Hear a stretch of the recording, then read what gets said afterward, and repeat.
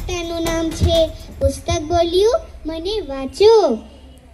એક ઘણા સમયની વાત છે। એક નાનો અને સુંદર મજાનો બાળક હતો। તેનું નામ હતું મિહિર।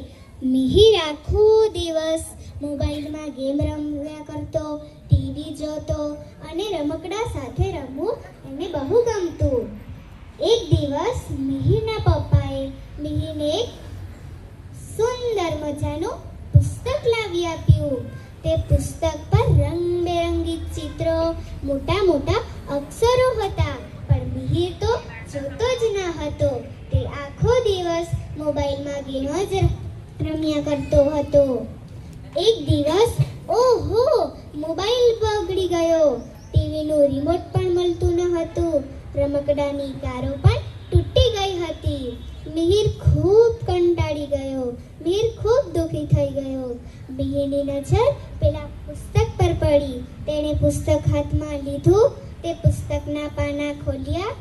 અરે પછી તો શું, તે પુસ્તકમાંથી તો રંગબેરંગી ચિત્રો, મોટા મોટા અક્ષર અને નવા નવા બાળ ગીતો બહાર આવવા લાગ્યા। મિહિરને તો ખૂબ જ ગમ્યું।